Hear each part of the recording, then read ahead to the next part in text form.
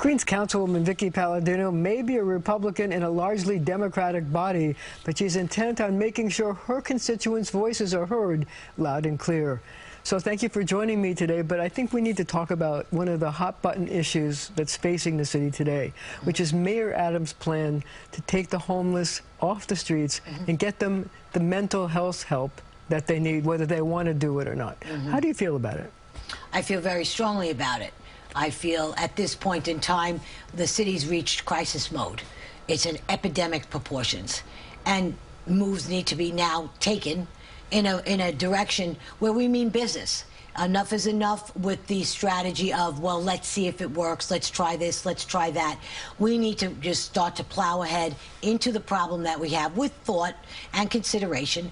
But yes, I applaud Mayor Adams as far as finally doing something, some moves to get this happening. Because, you know, a lot of the advocates are upset that they say that you shouldn't take somebody against their will or somebody who's not willing to do it. But you think it's important to do it, I assume. Well, at this point in time in New York City, the mental health epidemic has reached proportions that it's 60 to 70,000 homeless right now on the streets of New York. And out of that number, so many of them do not have their faculties. You see what's happening with the subways, crime. Those are the people who are truly mentally disturbed. Those people need help.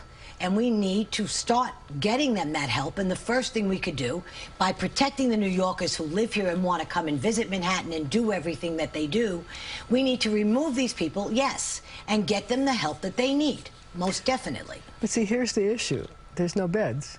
So right. I guess, you know, right now I think that there's about 50 beds that the governor has made available.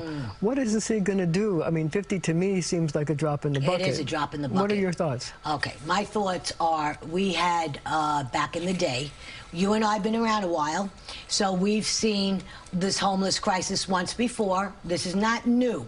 Okay, what is new to us is not doing anything about it. So yes, the state came in and the state closed mental facilities. They closed hospitals. Lots of them. They took beds away. So the only option was prison. There was no other option. You broke the law, you went to jail. But this way, the people who are mentally ill and that they cannot come back, there are certain people that can be reassimilated and acclimated back into our society, those people. But the others, they need a place to go. So I plead upon the governor to start to participate in what we need here in the city. Well, what do you want to see happen? I mean, are there places where you could find beds? Yes, there are places. Like? Well, we have Creedmoor. Now, I'm from Queens, and Creedmoor was at one time a functioning facility. It's 300 acres, Marsha. So you're saying reopen it or build a new facility on the Creedmoor land? Now, there are pre-existing buildings in Creedmoor, on what we call the campus of Creedmoor. And there is a Transitional Services of New York, one of the proponents. They have actually taken parcels of land and they have refurbished the buildings. And now they are becoming transitional services where the people come in, they get taken off the street, and or come in willingly. They get 24-hour care because it's all about supportive services. And yes, so to blanket it with, as the governor has tried to do, by saying that we cannot work with Creedmoor. Creedmoor, we need to condemn those buildings. I'd like to take the governor to Creedmoor and show her the buildings that are up and functioning. So you're saying that you don't need to condemn the buildings, that you can refurbish them and Absolutely. You can repurpose them? 100%. And at this budget that we have right now of a $101.1 billion budget, and yet how much of it is for this crisis that we're in, for health care, for the mentally ill? How much? I'm going to guess it's not a lot. Yeah, it is about $285 million. What? Yes, that's what we have. So I want, as you know, I am a line-by-line type girl. I want to know where and how the money's being spent. However, because it's state-owned, we got to kowtow to the state. I say to the state, and I'd have no trouble saying this to Governor Hochul myself, cut the strings a little bit. Give us back. They want to build on that land. Now, you want to build on that land? Build on 300 acres.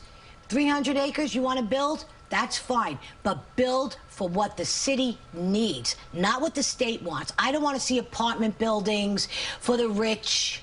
I want to see people get the help that they need. This is a fully functioning campus. It was at one time phenomenal. So you're saying take some of I mean, it's 300 acres. Yes. So you're saying take some of it and turn it into beds for people who need psychiatric help. Absolutely, absolutely. And that could be done with tax-credited dollars, which is a very interesting way to go about it. Tell me about that. Yes, this is very interesting. For example, they have used tax-credited dollars, let's say Walmart. Walmart wants a big tax deduction. So they want to donate $1 million. They don't get a return on their money. What they get is a tax credit. So use those tax credits. Correct. To spend the money to refurbish the beds at Creedmoor. Correct. Instead of us leaning on the New York City taxpayer, why not tap into the big business? Why not tap into the Targets and the Walmarts and the Costcos and all these other big companies that got to stay open during the pandemic? So I want to change topics just a little bit. Sure. You are from Queens, and Rikers is in Queens. I wonder, you know, some say that the plan to close Rikers is wrong-headed because the community jails that they're planning on building, one of which will be in Queens, altogether aren't large enough to handle the size of the population that we have. So do you think it's a good idea to forge ahead with the plan to close Rikers? Should the city council rethink that? They need to rethink that. Rikers Island needs to be refurbished as well. They're working on it now. I know people in the construction business that are actually doing a lot of work to Rikers Island. Rikers Island must stay. Neighborhood jails don't work. Now, of course, with our present situation that we have, that everybody could just about do anything, murder somebody, and they walk the next day. Yeah, because we only have 5,885 inmates right now on Rikers Island. That consists of 7 or 8 buildings that at one time when Bernie Kerik was the warden at Rikers, there was up to 22,000 people in Rikers Island, separated accordingly. Now you got a very small amount of people on Rikers. You've got vacant buildings. You cannot put jails in our neighborhoods. Just can't do it. They have it planned for Forest Hills right now.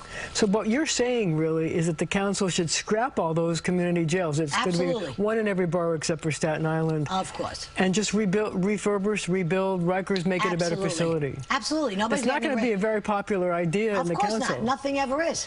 No, nothing that makes sense ever is. You know, God forbid we work with a plan that once worked before.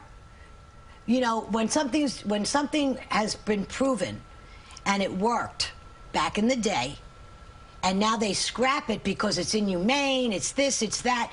You know, we've come a long way. It's 2022. We could keep a watchful eye on it, put the right people in charge, and when you put the right people in charge, things will run smoothly. You cannot do this with, you just cannot bring these people back to neighborhoods. It won't work. But let me ask you this question. So do you think, I mean, we only have about 15 seconds. Will the population ever be at the point where the community jails would make sense? 10 seconds. I guess that's it. Okay, we're going to have to leave it right there for now. But our conversation continues right after the show on our streaming network, CBS News New York.